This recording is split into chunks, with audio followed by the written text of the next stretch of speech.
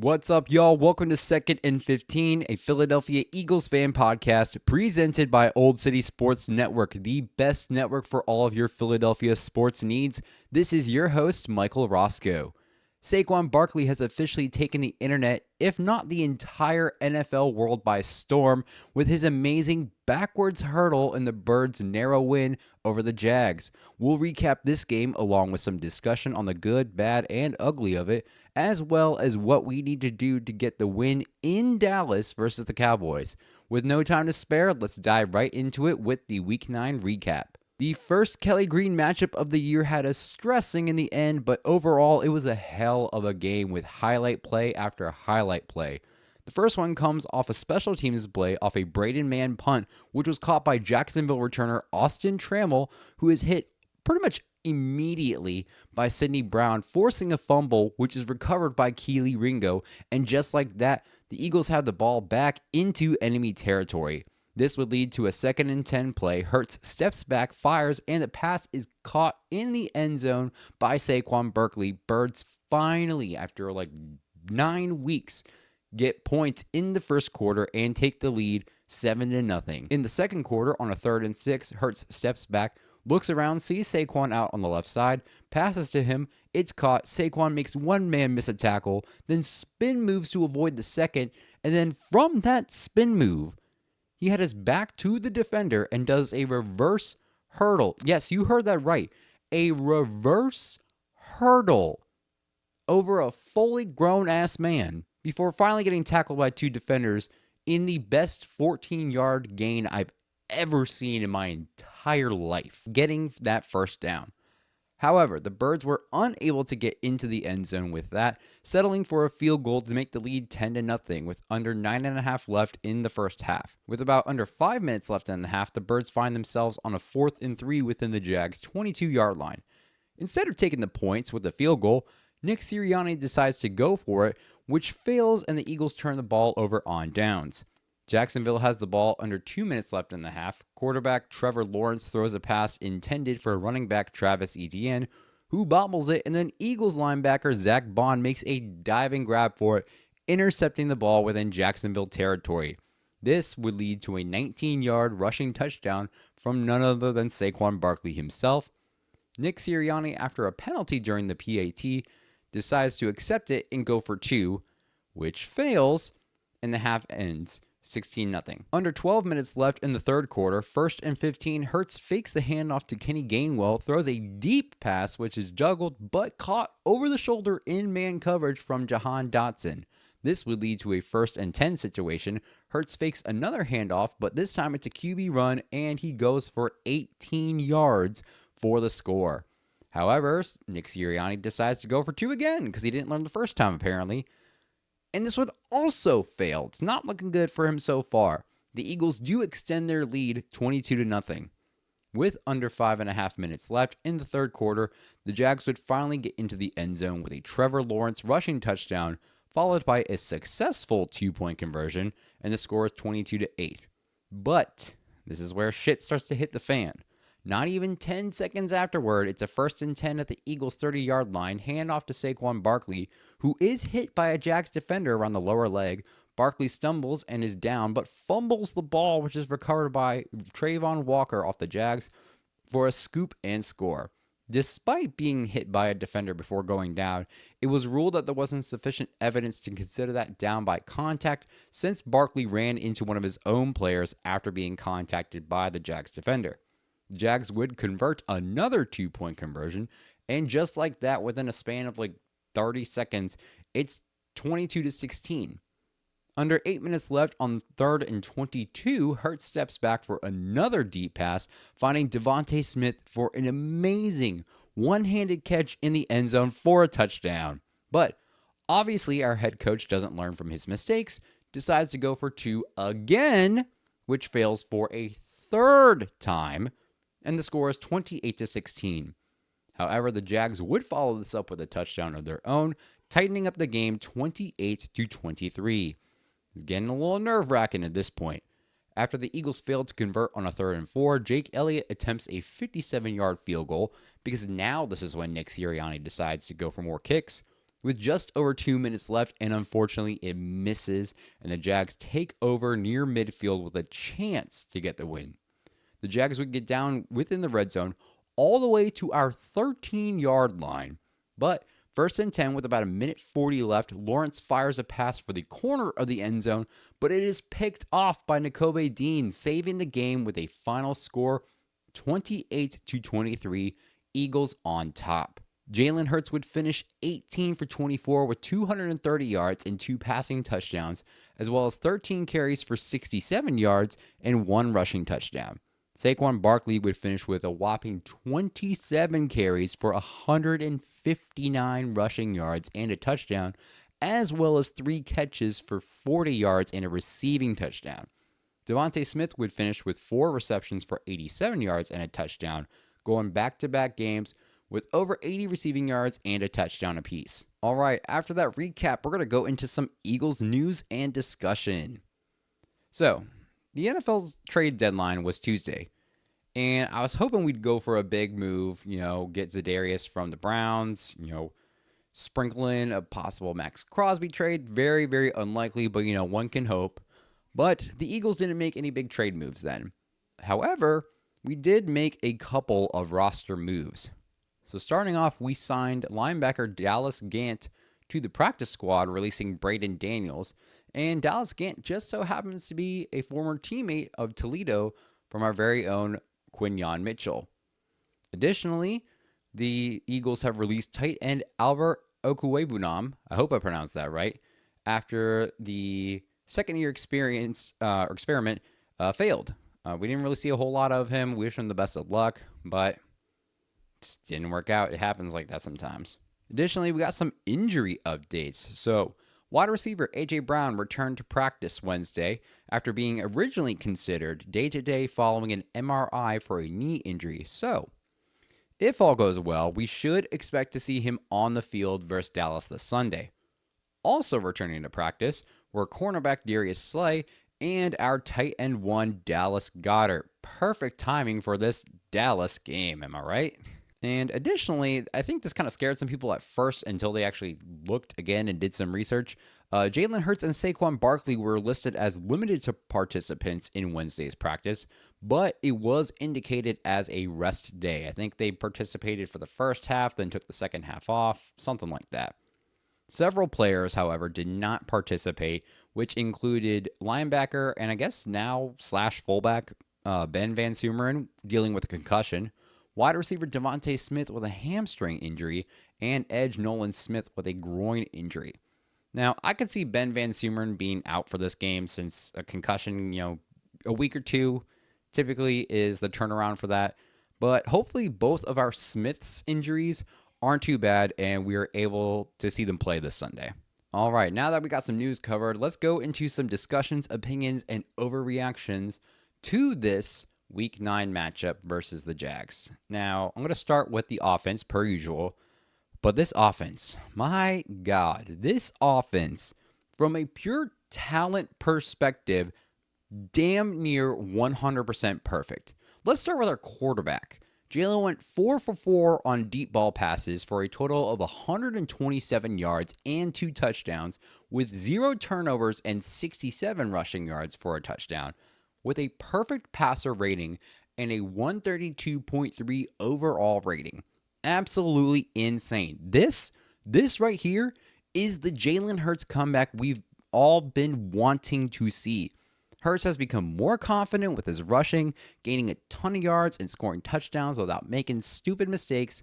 I think the fear of him throwing a pick, since he threw 8 4 within just a couple of game time span earlier this season. I think his fear of throwing a pick has prevented him from making stupid mistakes and just deciding to run with the ball a lot quicker than he has been. Not only were Hurts' rushes pretty good, his passing game was on fire. Only 6 incompletions, and looking at his passes in this game, he wasn't making the direction of where he wanted the passes to go completely obvious. I believe earlier in this season, there was some criticism of Hurts making his play direction a little too obvious. But if you look at him with the passing plays in this game, he's keeping his head in one direction. It's like seeming like he's scanning more with his eyes like that than going like this or like that. Kind of what we've been seeing. He's scanning the entire field as opposed to like turning his head in all these types of directions, obviously looking at a specific receiver and kind of giving himself away a lot of the time. But he was level-headed, he was quicker, he was floating passes within perfect reach of the receiver. The pass to Jahan Dotson and Devontae Smith, sure, they had to reach just a little extra more than I feel like they should have, but they made the catches, and that's what's the most important part of that. Hurts throws, they're like perfectly placed. It's crazy. It's not like directly like in the numbers all the time as much as they used to be, but they're just like floated perfectly into the hands, like over the shoulder or perfect, like within center. It's crazy. They look beautiful. Overall, with Hurts in this game, he was also all over the field. He had rushes to the left, the right, up the middle. He had the deep passes to both sides of the field, and then he had the medium passes in the middle. He's getting more comfortable with previously uncomfortable situations. I think he used to solely roll out to the right or rush to the right. It was so damn predictable. I was even predicting it 2 plays ahead at one point. And it was obvious to defenses. It really was. I mean, you got Christian McCaffrey predicting these play calls and it being right, for God's sakes. But now we're seeing more space of the field being utilized, and Hurts is able to make these big plays. As for the rest of our offense, they were also on fire. Saquon Barkley is him. Let me tell you all this straight. Saquon Barkley is him. And the Giants are fucking stupid for letting this man go.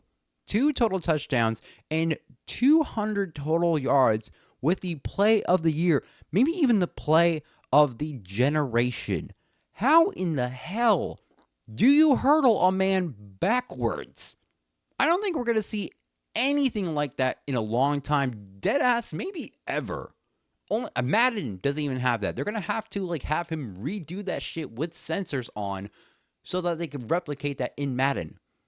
But you can't do that shit in a video game. You're gonna have to get him to do it for you. And in real life, this man hurdled another grown-ass man, 6 feet tall, with leg room to spare without even facing his direction. You look at the picture, you think, oh, he's running this way. Nah, fam, he's running the complete opposite way. I'm pretty sure on Wikipedia now, it says that Saquon Barkley is Jerry Jones's father, and that is accurate at this point. For fuck's sake, the NFL shop has a t-shirt of the Saquon Barkley hurdle for sale on their website, and I might just cop one for myself because it looks fucking dope. Anyway, you get what you pay for in this league, and the investment in Saquon Barkley has been paying off, and it sure as shit showed in that game. However, Barkley does have help from his offensive line, something he hasn't had in 6 years playing with the Giants, and which for the most part has been pretty good. Yes, they allowed 3 sacks on Jalen Hurts in this game, but they've been creating so much space for Hurts and Barkley to make these big gain rushes. Both of them averaged between 5 and 6 yards per carry thanks to the O-line holding their blocks and creating space in this game alone. They helped create an 18-yard rushing touchdown, another 19-yard rushing touchdown. It was crazy. Last but not least, our receivers. They absolutely balled out. You had 4 receivers completing all of their targets alone. A.J. Brown went 2 for 4 before his injury. Devontae Smith went 4 for 6. These guys were balling out. We finally got to see some Jahan Dotson magic and making an over-the-shoulder catch while having to stretch and catch it with the defender actively trying to swat it away all up in your face and shit. juggling it and making the catch. Absolute clutch play, highlight play right there. But the most clutch catch definitely had to be that Devontae Smith one-handed catch. It was beautiful. Put that in the Met. We've seen his one-handed catches before, and some of them have been met with skepticism. Some were like, oh, he didn't get it, but they got the playoffs, so whatever. But this one was a certified catch in man coverage in the back of the end zone. Caught, no doubt about it, absolutely perfect. While he may not get a ton of receptions, Devontae Smith continues to make the deep field gains and help us get scores. The only, and I really mean only part of this offense I did not like in this game was the head coach. I swear, Nick Sirianni appears each and every week to actively try and get himself fired from this job by intentionally losing, which I don't know why the fuck anyone else would want to do that when the Birds are a top 10 team in the league, playing closer to the floor than their ceiling, mind you that. I don't know if he had the Jags money line on that game, but he was actively trying to fuck us over. However, the arrogance and the dumb-ass decisions continue to spill out of this man's head. Dude left nearly 10 points on the field. Now, the first 4th and 3 situation, sure. I could see other coaches, making a logical decision to go for it, especially when we're in the Jags red zone. But you also could have gone for the easy field goal, so that's 3 points left on the board right there alone. Another failed 4th down situation with the 4th and 1 at the Jags 25 could have taken another easy field goal there. That's another 3 points taken away that we did not get. Also, he called 3 separate 2-point conversions, all of which failed, so that's leaving 3 potential points after touchdown kicks off the board. Totaling at least 9 points left on the board solely by Nick Sirianni. He could have made this game easier for himself, the team, and the fans, and yet he doesn't. He's giving off gambling addict vibes. Like, stop doing stupid shit and take the damn points. It's a pretty simple concept. He literally did the same shit when we played the Falcons that cost us the game. Granted, there were a few other reasons we lost that game, but Nick was a pretty big one. If we had lost that game against the Jags because of these dumb decisions, Nick would have been run the fuck out of Philly. There's a difference between being aggressive and being arrogant. And when it comes to these decisions, and from Nick, we're seeing the latter of that. Just take the damn points. We should have beaten this team by at least 2 scores, and we narrowly avoided catastrophe, no thanks to you, but to Nakobe Dean.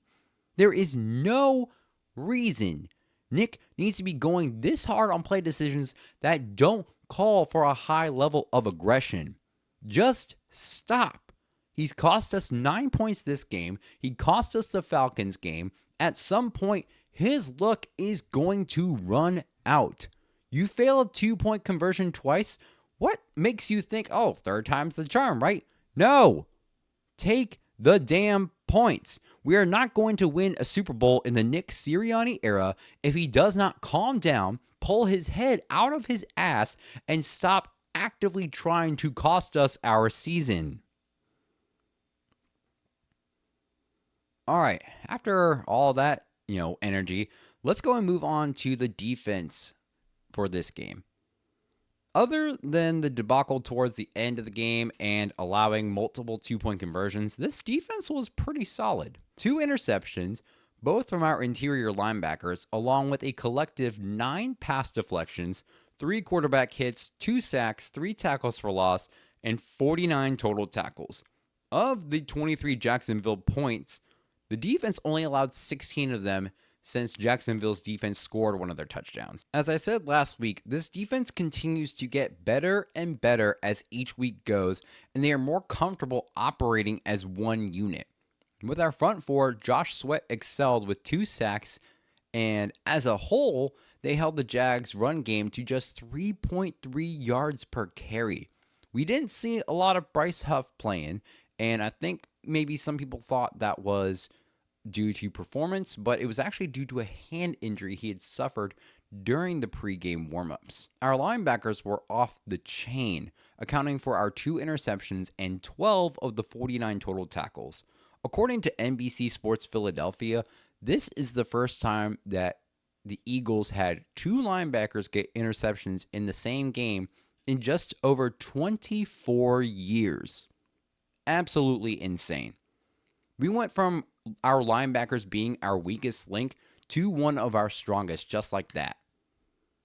They held Trevor Lawrence to under 170 passing yards. The secondary as a whole, The secondary as a whole held Trevor Lawrence to under 170 passing yards. And Quinyon Mitchell, he was only targeted once. The Jags did not want the smoke from him. The receiver was able to make the catch, but it was in no way a game-impacting catch at all. Cooper DeJean got another big 4th down stop and 2 pass deflections. Like I said, the biggest critique I have of this defense is our goal line defense. Lawrence was able to get 2 rushing touchdowns and passed for 2 separate 2-point conversions. That's a problem, especially when we play much better teams later in the season. And hopefully Vic Fangio works on that this week. Now, despite the Cowboys ranking near dead last in red zone touchdown scoring, they have stronger playmakers such as CeeDee Lamb and Jake Ferguson on this Dallas offense than what we faced against and struggled with on the Jags. So we need to take that into consideration and prioritize strengthening our red zone defense going into this game. All right, y'all, we're going to shift into our Week 10 talk. We're going to preview the Dallas Cowboys versus the Philadelphia Eagles in the Lone Star State, as the Birds are coming off of that narrow win to take on the Dallas Cowboys, who are coming off a losing streak, including a loss to the Atlanta Falcons. The Cowboys will also be without starting quarterback Dak Prescott, who is expected to miss multiple games due to a hamstring injury. However, the Eagles haven't won in Dallas since November 2017, a full 7-year away game losing streak. Hopefully we learn from our mistakes, Nick. And here's what I think we need to do in order to get the win and end the Cowboys' home game win streak that they have against us. First, offensively, honestly, we just need to replicate what we did against the Jags because it was fucking sweet. I would say continue to utilize the deep pass because even though the Cowboys' secondary ranks higher than Jacksonville's, it's not by a whole lot. The Cowboys' passing defense currently ranks 18th in the league, allowing an average of 217 yards per game and have allowed 13 total passing touchdowns on the season. Jalen Hurts has averaged 233 passing yards within these past 2 games, so I think continuing to fire the deep pass isn't a terrible idea. Hurts should just be more mindful of the passes this week, since the Cowboys are better at making interceptions than the Jags.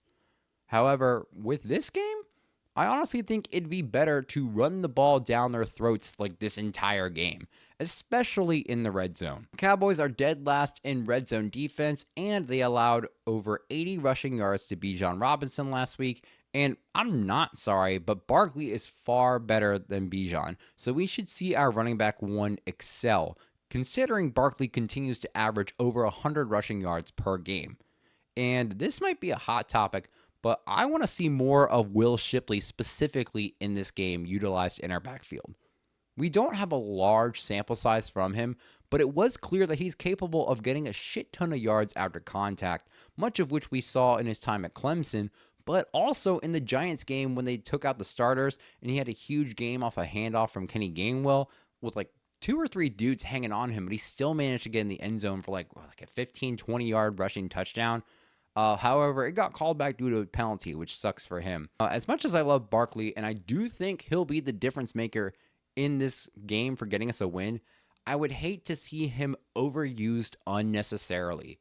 Long story short, we should use our run-heavy offense this game, but diversify the ball carriers more to allow Shipley the experience and for Hurts/Barkley to get some rest in between run plays. We don't want to exhaust them, of course. On the defensive side of the ball, we first got to make sure that we're lining our corners accordingly. If Slay is back, great. He's one of our starters. He's a hell of an athlete. I love that. But I would rather have Quinyon Mitchell lining up against CeeDee Lamb than I would Darius Slay.